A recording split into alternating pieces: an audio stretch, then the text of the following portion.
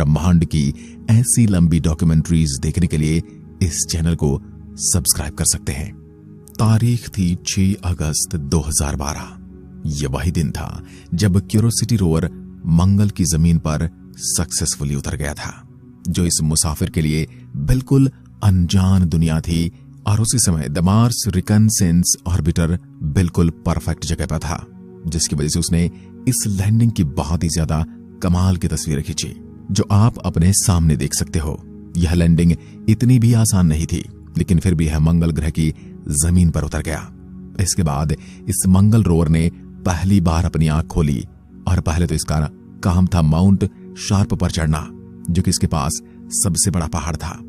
लेकिन इस पहाड़ पर चढ़ने से पहले यह बहुत ही इंटरेस्टिंग लोकेशन पर पहुंचा, जिस जगह को उसके डिसेंट स्टेज ने उड़ा दिया था। दरअसल मंगल जो है उसका एटमॉस्फेयर बहुत ज्यादा पतला है, जिसकी वजह से बस पैराशूट उसकी प्रोडक्शन नहीं कर सकता। इसलिए सारे रोवर में डिसेंट स्टेज होता है, जो कि उनकी लैंडिंग में मदद करता है। और जब ये वहां पर गया जहां पर इसके डिसेंट स्टेज ने लैंडिंग करवाई थी, उस जगह को गॉलबर्न स्कोर कहा जाता है, जहां पर कुछ पत्थर मिले थे जिसे सेडिमेंट्री रॉक समझा जा रहा है, यानी कि वह पत्थर जो कि पानी के फ्लो द्वारा बनते हैं। और ये मंगल की मिट्टी में दबे हुए थे, पर डिसेंट स्टेज के ब्लास्ट ने इनको बाहर निकाल दिया। और यह 2012 की बात है, जब वैज्ञानिकों को यह नहीं पता चला था कि मंगल पर मिलियन साल पहले पानी मौजूद था। इसलिए यह काफी बड़ा खुलासा था। इसके बाद यह मंगल के 16वें दिन उस माउंट शार्प की सतह पर बने डिजाइन को कैप्चर करता है। और यह डिजाइन एक और ग्रुप है कि यहां पर से कभी पानी बहता होगा। इसके बाद 27वें दिन में क्यूरोसिटी रोवर और एक जियोलॉजिकल फॉर्मेशन के पास जाता है, जो बताता है कि यहां से कभी पानी बहता होगा। इस जियोलॉजिकल फॉर्मेशन को सेडिमेंट्री कॉन्ग्लोमरेट कहा जाता है, और यह निरंतर बहते पानी की वजह से बन जाता है। धरती पर भी जहां पर पानी बहता है उसके नीचे ऐसा फॉर्मेशन बन जाता है। फिर नासा ने एक बार उनके रोवर की कंडीशन चेक की और देखा कि टायर बहुत सही सलामत काम कर रहा है। इसके बाद मंगल के 39वें दिन क्यूरोसिटी रोवर और एक प्रमाण के पास पहुंचता है, जो यह बताता है कि सच में मार्शियन सरफेस में एक वक्त पानी बहता होगा, क्योंकि यहां पर बेडरॉक जो है वह बाहर निकला हुआ था और उसका शेप सर्कुलर था, जो कि तब होता है जब बहुत फोर्स वाला पानी किसी सरफेस पे कई सालों तक बहता रहे। इसी के साथ इसके आजू बाजू छोटे मोटे पेबल्स भी थे, जो कि निरंतर चलते पानी में जमा किए होंगे। और अगर यह प्रूफ काफी नहीं था कि मार्स पर कभी पानी बहता था, तो इसके बाद इन सारे लोकेशन के डायरेक्शन को चेक किया गया, और आप देख सकते हो कि यह एक ही तरफ जा रहा है, बिल्कुल किसी नदी की तरह। उसके बाद अभी आप ये जो नक्शा देख रहे हो, ये बताता है कि हमारा क्यूरोसिटी रोवर अब तक कितना सफर तय कर पाया है। और इसके बाद हमारे क्यूरोसिटी रोवर ने एक और बार माउंट शार्प की एक कमाल की तस्वीर भेजी, जो कि इसकी हाइट को और भी ज्यादा अच्छे से बताता है।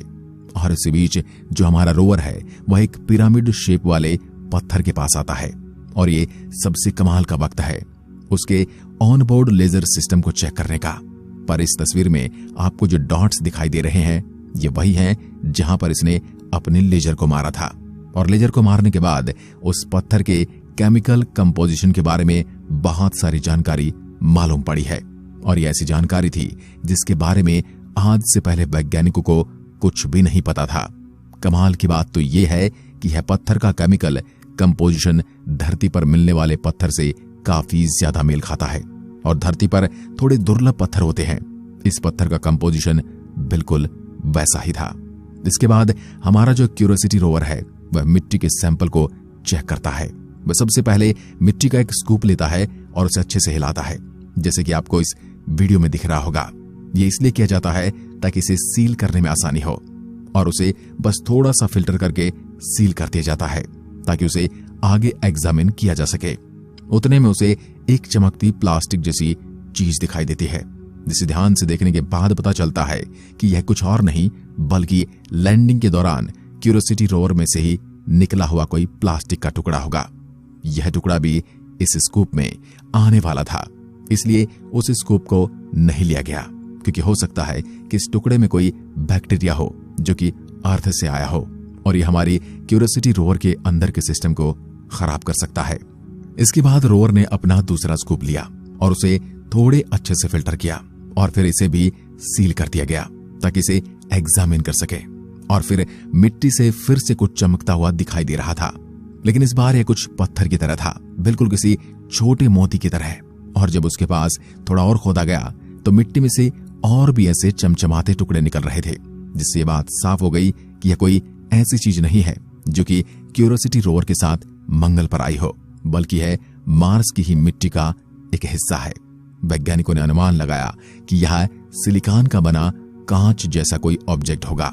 इसके बाद क्यूरियोसिटी रोवर अपना तीसरा स्कूप लेता है और इसे अच्छे से फिल्टर किया जाता है और इसे भी सील कर दिया जाता है।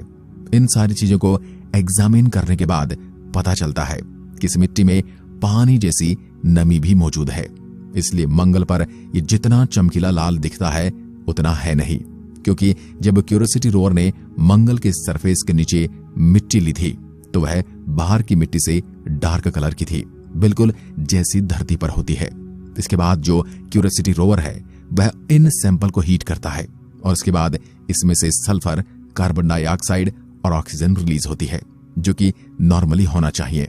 और इससे खुश होकर जो हमारा रोवर है वह थोड़ी देर के लिए ब्रेक लेता है और फिर एक कमाल का पैनोरामा फोटो भेजता है उस जगह का जहां पर वह खड़ा होकर सैंपल्स ले रहा था। और मंगल के 120वें दिन हमारा रोवर एक बहुत ही ज्यादा कमाल की जगह पर पहुंचता है, जिस जगह को शेलर नाम दिया गया है। और इस फोटो में देखकर आप समझ सकते हो कि जगह कितनी ज्यादा लेयर्ड है, यानी कि यहाँ पर मिट्टी और पत्थर की बहुत सारी परतें हैं जो कि बहुत ही बड़े पानी के बहते हुए सोर्स का प्रूफ देती हैं, खासकर शीप बेड लोकेलिटी, जहां पर ऐसी वाइन्स बनती हैं जो कि पानी के बहाव से ही बनती हैं। और इसके अंदर जो व्हाइट पाउडर जैसी चीज पड़ी है, वैज्ञानिकों का मानना है कि वह कैल्शियम सल्फेट है।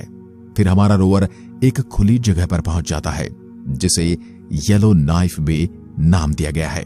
यहां पर भी बहुत बड़े पत्थर मिले, जिसे एग्जामिन करने और सही से देखने के बाद पता चलता है कि यह ऐसे पत्थर हैं जिन पर मिनरल्स का प्रिसिपिटेशन हुआ होगा, जो कि पानी होने के ऊपर सीधा दावा करता है। दोस्तों, मंगल पर जो सबसे पहला रोवर गया था, मार्स पाथफाइंडर, उसमें बहुत ही ज्यादा कम फीचर्स थे। उसका बस एक ही काम था, वह था मार्स के रास्ते को ढूंढना और फिर आगे आने वाले किसी भी रोवर के लिए एक नक्शा तैयार करना और एक रास्ता बताना। इसलिए तभी उनके लिए इसकी लैंडिंग ही जंग जीतने के बराबर थी। लेकिन इसके बाद आने वाले सारे रोवर पर अलग अलग सिस्टम ऐड की गई। जैसे कि टेक्नोलॉजी आगे आगे बढ़ती गई है, वैसे ही 2011 में छोड़ा गया जो क्यूरियोसिटी रोवर था, उसमें एक ड्रिलिंग मशीन भी मौजूद है, ताकि पत्थर को और जमीन को ड्रिल करके उसके अंदर से भी इंफॉर्मेशन निकाली जा सके। मॉडलिंग करने के लिए एक बहुत ही ज्यादा फ्लैट बेड रॉक को चुना गया था, जो कि जॉन क्लेन नाम के लोकेशन पर बना हुआ है।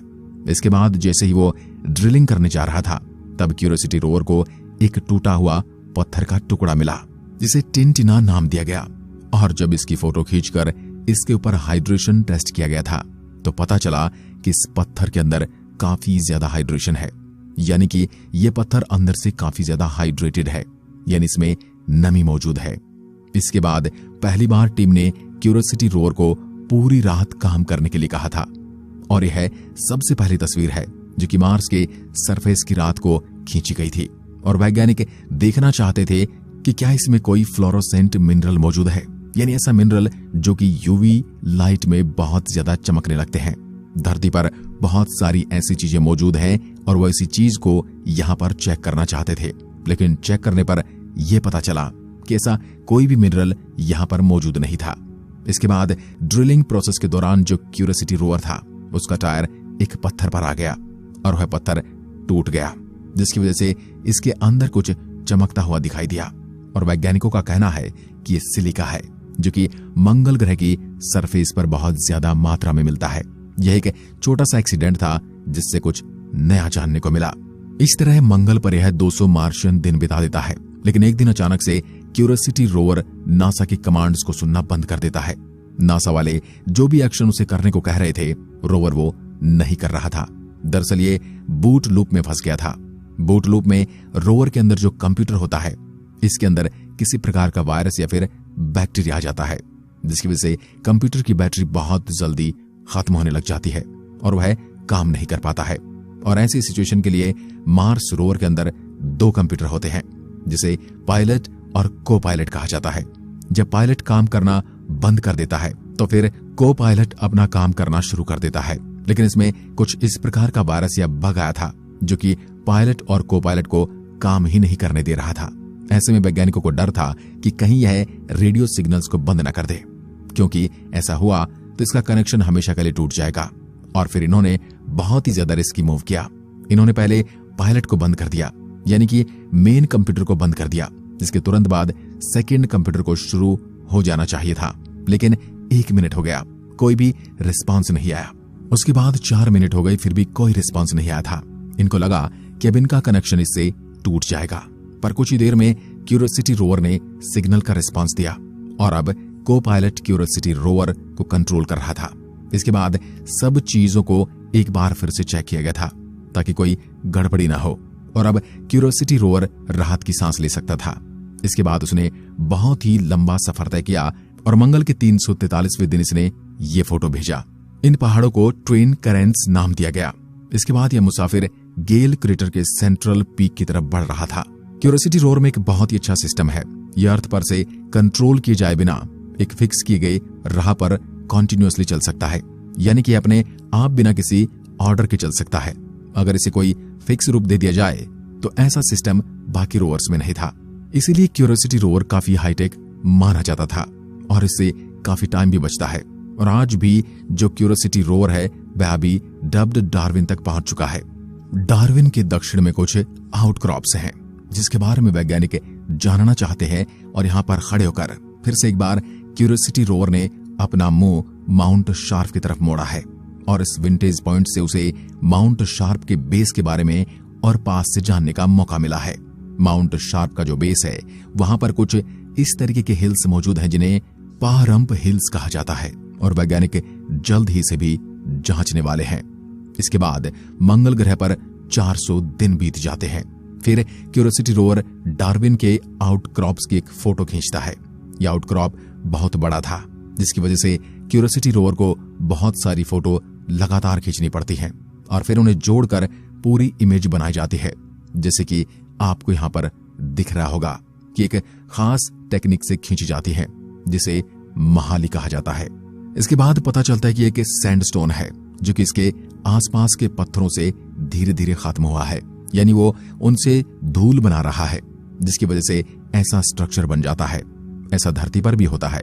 इसके बाद क्यूरियोसिटी रोवर ने इथिका नाम के एक पत्थर के ऊपर अपनी लेजर मारी। इसमें खास बात यह है कि क्यूरियोसिटी रोवर 1 लाख बार अपनी लेजर यूज कर चुका है और 1 लाख वाला नंबर इसी पत्थर का था। इस पर लेजर शूट करने के बाद पता चला कि कोई खास पत्थर नहीं है, ये भी एक नॉर्मल मार्शियन वोल्केनिक रॉक है। क्यूरियोसिटी रोवर जैसे यहां से 4.8 किलोमीटर का सफर तय करता है तो उसके बाद क्यूरियोसिटी रोवर की हालत खराब होने लगती है। कई कंप्यूटर के ग्लिच आने लगते हैं और उसके बाद यह रोवर अपनी पावर खो देता है, यानी इसकी सारी बैटरियां डेड होने लगती हैं और हमारा क्यूरियोसिटी रोवर कुछ देर के लिए वहीं पर रुक जाता है। थोड़ी जांच पड़ताल करने के बाद पता चलता है कि उसका जो न्यूक्लियर पावर सोर्स है, यानी कि जहां से उसे एनर्जी मिलती है, वह फिलहाल लो चल रहा है। उसे चार्ज होने में वक्त लगेगा। वैसे तो यह रोवर ज्यादातर सोलर एनर्जी और न्यूक्लियर एनर्जी को मिलाकर अपने काम को करता है। दिन के दौरान सोलर और रात को न्यूक्लियर पर कभी कभार यह दिन में भी न्यूक्लियर एनर्जी का इस्तेमाल करता है और वही फिलहाल कम चल रही थी। और इससे बड़ी प्रॉब्लम तो तब पता चली जब चेकअप के दौरान क्यूरियोसिटी रोवर के टायर को देखा गया। इसके टायर बहुत ही बुरी तरीके से डैमेज हो चुके थे। आप देख सकते हैं इन टायर में कितना ज्यादा फर्क आ चुका है। ये टायर पूरे मेटल के होते हैं, इसलिए कभी भी यह पत्थर जैसी चीजों से टकराते हैं तो इसमें काफी डैमेज आ जाता है। और मंगल ग्रह पर तो पूरे पत्थर ही पत्थर भरे हुए हैं। 469वें दिन को एक टोटल बॉडी चेकअप किया गया था जिसमें टायर की हालत को देखा गया और वैज्ञानिकों का कहना था कि उन्हें पहले से पता था कि मंगल पर जाने के बाद इस रोवर के टायर को काफी ज्यादा नुकसान होगा, लेकिन उन्हें नहीं पता था कि नुकसान इतना ज्यादा होगा। यह बड़ी प्रॉब्लम इसलिए भी है क्योंकि जो एनर्जी सोर्स होता है वह अगर खत्म हो गया है तो उसे रिफिल करने के कई तरीके होते हैं। न्यूक्लियर पावर सोर्स और सोलर पावर सोर्स अपने आप थोड़े वक्त में चार्ज हो जाते हैं, लेकिन टायर को ठीक करने के लिए वहां पर किसी को जाना पड़ेगा, जो कि उस वक्त बिल्कुल इम्पॉसिबल सा था। इसलिए वैज्ञानिकों ने सोचा कि अब वह पथरीला नहीं बल्कि स्मूथ सैंड वाले रास्ते को चुनेंगे। माउंट शार्प तक ऐसे जाने में काफी वक्त लगेगा, पर यह क्यूरियोसिटी रोवर के लिए ज्यादा महफूज होगा। 514वें दिन को क्यूरियोसिटी रोवर एक टारगेटेड एरिया के पास आता है जिसका नाम हैरिसन है। इस पर कुछ क्रिस्टल जैसी चीजें थी जिसे जांच करने के बाद पता चला कि वह एक मिनरल है जिसे फेल्डस्पार कहा जाता है। साथ में इसमें जो डार्क टाइप का मटेरियल दिख रहा है वह पायरोक्सिन है, जो कि नॉर्मल बेसाल्ट रॉक से मिलता है, यानी कि ज्वालामुखी पत्थर है। फिर 526वें दिन में क्यूरियोसिटी रोवर के सामने एक और मुसीबत आ जाती है। जैसे कि हमने आपको पहले बताया था कि इसके रास्ते को चेंज कर दिया गया है ताकि इसे डैमेज कम हो, और इसकी वजह से इसे स्मूथ सैंड में से गुजारा जा रहा था, जहां पहुंचने के लिए डिंगो गैप को पार करना पड़ता है, जो कि एक रेत का टीला है। और उसके बाद का रास्ता काफी स्मूथ है, लेकिन डर इस बात का है कि हो सकता है कि इसे पार करते वक्त क्यूरियोसिटी रोवर इस रेत के टीले में फंसे। और यह कुछ नया नहीं है। क्यूरियोसिटी रोवर से पहले स्पिरिट रोवर मार्स पर गया हुआ था, जो कि कुछ इस तरह मिट्टी में फंस गया और उसका काम तमाम हो गया। और इसलिए नासा के वैज्ञानिक बहुत ही ज्यादा सोच समझकर क्यूरियोसिटी रोवर के लिए रास्ता बना रहे हैं यहां से गुजरने के लिए। और जब वह रास्ता बना रहे थे तब एक रात हो गई थी, और फिर क्यूरियोसिटी रोवर सितारों को देखने लगा। और जब उसने मार्शियन इवनिंग स्टार को देखा तो यह कुछ और नहीं बल्कि हमारा प्लेनेट अर्थ है। और अगर आप इसे ध्यान से देखोगे तो प्लेनेट अर्थ के साथ आपको हमारा मून भी देखने को मिल सकता है। आप देख सकते हो कि मंगल से हमारी पृथ्वी कैसी दिखाई देती है। वाकई अमेजिंग है। और फिर 535वें दिन को रात में ही क्यूरियोसिटी रोवर अपने सफर को तय करने लगता है और वह डिंगो गैप के ऊपर से जाने लगता है। वैज्ञानिकों को इस चीज का डर था, वैसा कुछ भी नहीं हुआ और हमारा क्यूरियोसिटी रोवर काफी अच्छे तरीके से इसको पार कर लेता है। और इसके लिए वैज्ञानिकों को ही दाद देनी पड़ेगी क्योंकि उन्होंने रास्ता काफी सोच समझकर बनाया था और वह एकदम परफेक्ट था। इसी को पार करने के बाद क्यूरियोसिटी बहुत ही लंबे सफर को तय कर लेता है और उसके बाद अपने टारगेट की तरफ आगे बढ़ता है, जो कि एक एरिया है जिसका नाम किम्बरली रखा गया है। यहाँ पर पहुंचने के बाद क्यूरियोसिटी रोवर को कई पत्थर दिखते हैं जो कि नीचे की तरफ झुके हुए हैं और माउंटेन शार्प की तरह इशारा कर रहे हैं। इसके शेप और पत्थर जिस तरीके से टूटे हुए हैं, ये देखकर वैज्ञानिकों ने अनुमान लगाया है कि पहले की डेल्टाज की निशानी है। अगर आपको डेल्टा क्या होता है ये नहीं पता है तो समझ लीजिए एक प्रकार से पानी का सोर्स है। और इससे वैज्ञानिकों ने यह अनुमान लगाया है जो गेल क्रेटर था वह किसी समय में बहुत ही बड़ी लेक हुआ करता था। इसके बाद यह क्रेटर बना। फिर 580वें दिन को इसके बारे में और भी बारीकी से जाना गया और यहाँ के कई पत्थरों की भी जांच की गई। इसके बाद 589वें दिन में क्यूरियोसिटी रोवर अपने से थोड़ी दूर बहुत ही ज्यादा चमकीली रोशनी को कैद करता है। इसे देखने के बाद वैज्ञानिक काफी ज्यादा चौंक गए थे और जब यह फोटो पब्लिक की नजर में आई तो सबका निशाना बस एक ही तरफ था। जी हाँ, सबका कहना था कि यह कोई एलियन है या फिर इनको कोई स्पेसशिप है जो दूर से रोशनी कर रही है। पर नासा के वैज्ञानिकों का कहना था कि ऐसा बिल्कुल नहीं है। ऐसा दिखने के पीछे दो कारण हो सकता है। सबसे पहला कि यह कोई कॉस्मिक रे हो सकती है। कॉस्मिक रे छोटे पार्टिकल होते हैं जो कि यूनिवर्स में घूमते रहते हैं और हो सकता है वैसा ही कोई कॉस्मिक रे कैमरा के लेंस पर आकर लग गया हो जिसकी वजह से ऐसी रोशनी यहाँ पर देखी गई हो। इसी के साथ हो सकता है कि यहाँ पर बहुत सिंपल सा रिफ्लेक्शन हो क्योंकि सेम जगह पर सेम टाइम पर जब दूसरे कैमरे से फोटो खींची गई थी तो उसमें रोशनी नहीं दिखी थी। दरअसल इसमें दो कैमरे हैं जो एक साथ में काम करते हैं और दूसरे कैमरे में कुछ नहीं दिखता, इसलिए वैज्ञानिकों का कहना है कि यह यकीनन एक कॉस्मिक रे होगी। अब आप में से कई लोग सोच रहे होंगे कि ऐसा रे धरती पर क्यों नहीं होती। दरअसल धरती का मैग्नेटोस्फीयर यानी कि मैग्नेटिक फोर्स बहुत ज्यादा है जिसकी वजह से हम इससे सेफ हैं, पर मंगल ग्रह पर ऐसा नहीं है। जिसकी वजह से यहाँ पर कई बार कॉस्मिक रे आती रहती है। इसके बाद उसने इस जगह पर और भी कई सारी रिसर्च और यहाँ से बढ़ने से पहले उसने ये फोटो भेजा जो कि यही का है और बताता है कि कैसे पहले यहाँ पर एनसाइंट सेंडिमेंट हुआ करता था, यानी कि पानी का फ्लो। और इसमें आपको पीछे जो बड़ा सा पहाड़ दिखाई दे रहा है यही है माउंट शार्प। इसके बाद 597 मार्शियन दिन में नासा का मार्स ऑर्बिटर बिल्कुल हमारे क्यूरियोसिटी रोवर के ऊपर से गुजरा था और तभी उसने ये फोटो भेजी थी। क्या आपको इसमें क्यूरियोसिटी रोवर दिख रहा है? यह जो ब्लू डॉट दिखाई दे रहा है और कुछ नहीं है बल्कि क्यूरियोसिटी रोवर है। इसके बाद वह बहुत ही ज्यादा फ्लैट और अच्छे से पत्थर के पास आता है जो कि बहुत ही अच्छा स्पॉट है ड्रिल करने के लिए। यहाँ पर अब ड्रिल किया जाता है। पहले छोटा सा ड्रिल किया जाता है और उसके बाद फुल स्केल ड्रिल किया गया। और इस फोटो में आपको यह जो होल दिखाई दे रहे हैं यह लेजर से किए गए हैं ताकि इसके कंपोजिशन को और अच्छे से पता किया जा सके। और इसके बाद जो डेटा मिला है उसे यह पता चला है कि यहां से किसी टाइम में पानी फ्लो हुआ करता था। फिर 648वें दिन को क्यूरियोसिटी रोवर सूरज की तरफ देख रहा होता है और इसे देखते वक्त यह बहुत ही ज्यादा इंटरेस्टिंग चीज नोटिस करता है। सूरज के सरफेस पर 2 डॉट होते हैं। पहले कुछ देर तो वैज्ञानिक भी सोचते कि आखिर ये क्या। उसके बाद उनका कहना है कि यह मर्क्यूरी है और उसके बाजू में डॉट है वह सनस्पॉट है जिसके विजन को रोक रहे हैं। 705वें दिन में ये पारहम्प हिल्स की तरफ अपना रास्ता बनाता है और यहाँ तक पहुंचने के लिए वो हिडन वैली से गुजरता है जो कि एक नया रास्ता है ताकि टाइम को बचाया जा सके। लेकिन वह जैसे ही यहाँ जाता है उसके टायर यहाँ स्लिप होने लगते हैं क्योंकि यहाँ की मिट्टी बहुत सिल्की है, जिसके बाद वैज्ञानिकों को डर था कि यह कहीं फंस न जाए। अब आज हम इस वीडियो में यहीं पर ठहरेंगे। आगे के एपिसोड में हम जानेंगे कि वैज्ञानिकों ने क्या किया और वह क्यूरियोसिटी रोवर को कैसे वहां से बाहर लेकर आए। इस बीच उनका सामना कई सारी मुसीबतों से हुआ और आखिरकार वो अपनी लोकेशन पर कैसे पहुंचा। वहां उसने बहुत कमाल की चीज देखी। तो जानने के लिए आप हमारे चैनल फ्यूचर साइंस को सब्सक्राइब कर सकते हैं। धन्यवाद।